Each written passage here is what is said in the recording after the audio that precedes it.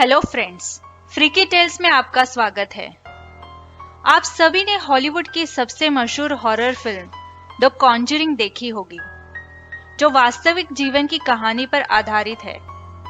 इस फिल्म में दिखाए गए अपने बेहद डरावने दृश्यों के कारण बॉक्स ऑफिस पर सभी रिकॉर्ड तोड़ दिए हैं। ये घटना इतिहास में सबसे बड़ी भूतिया घटना के नाम से दर्ज हो गई है। लेकिन आज हम आपको कुछ ऐसी सच्चाई बताने जा रहे हैं जो फिल्मों में दिखाए गए दृश्यों से ज्यादा खतरनाक थे। पेरोन फैमिली, जो इस मूवी में मुख्य किरदार दिखाए हैं, उन्होंने ये दावा किया है कि उन्होंने उस घर में रहते हुए कुछ ऐसी घटनाएं भी महसूस की जिन्हें इस फिल्म में नहीं दिखाया गया। उन सच्ची घटनाओं को हम आपको बताने वाले हैं। लेकिन इस कहानी को बेहतर तरीके से समझने के लिए हम कहानी को शुरू से बताते हैं।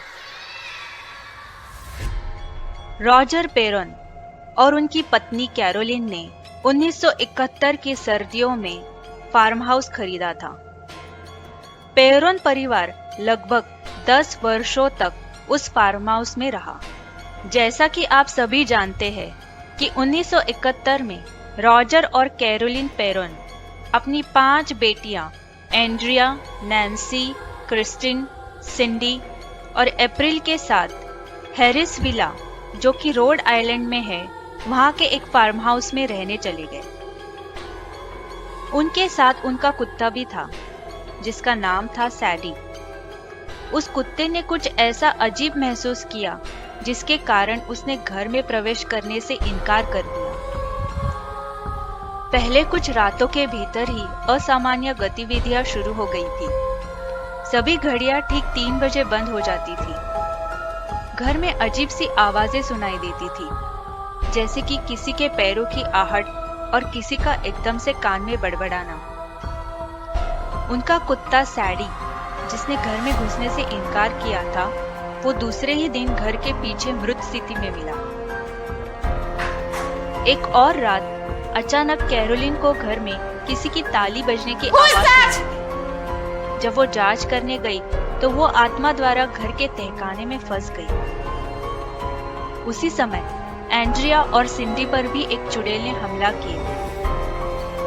दूसरी रात क्रिस्टिन का छोटे बच्चे की आत्मा से सामना हुआ, जिसने उसे कहा कि इस घर के सारे सदस्यों को मार दिया जाएगा।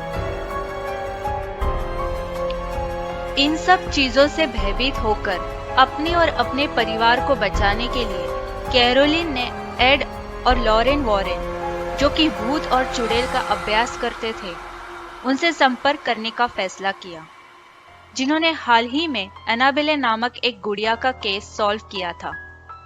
वो कैरोलिन की इन सब बातों को सुनकर दंग रह गए और वो ये केस लेने के लिए राजी हो गए। उन्होंने पहले घर की पूरी तरह से जांच की। जब उन्हें पता चला कि इस घर में एक नहीं कई सारे आत्माओं का निवास है, तब उन्होंने एग्जॉर्सिज्म करने का निर्णय लिया। तो इस प्रकार से इस स्टोरी को मूवी में दिखाया है।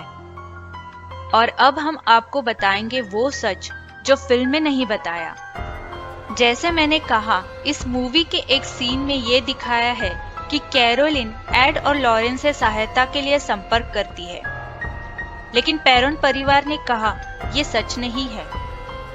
वास्तविक जीवन में कैरोलिन के एक फैमिली फ्रेंड ने एड और लॉरेन से संपर्क किया था और उनसे पेरोन फैमिली के लिए सहायता मांगी थी। पेरोन फैमिली के एक सदस्य एंड्रिया ने कहा कि उन्होंने वास्तव में कभी भी वॉरेन से संपर्क नहीं किया।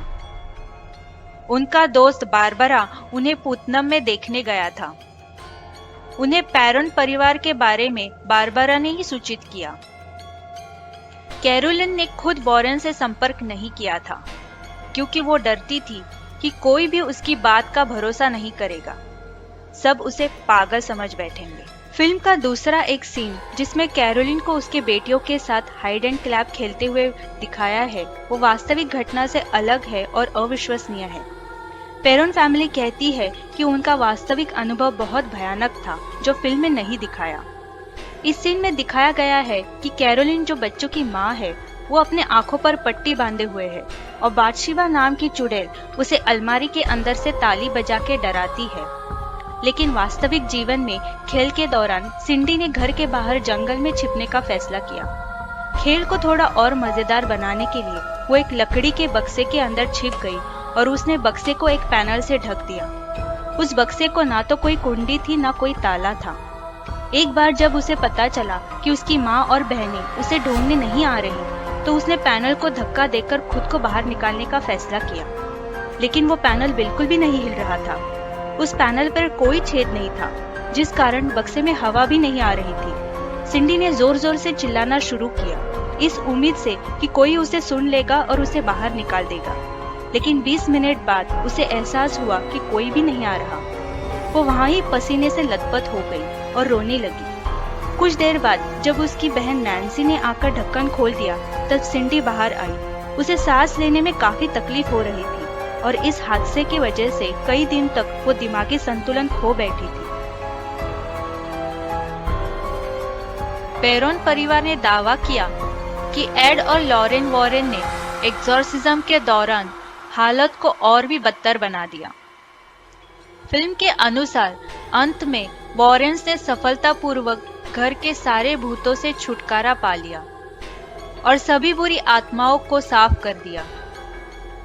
हालांकि पेरोन्स का दावा है कि वॉरेन्स ने भूतों को भगाने के लिए कुछ नहीं किया। वास्तव में उन्होंने सब कुछ और खराब कर दिया। वॉरेन्स ने भूत भगाने का कार्य पेरोन परिवार के प्रत्येक सदस्यों से बात करके शुरू की।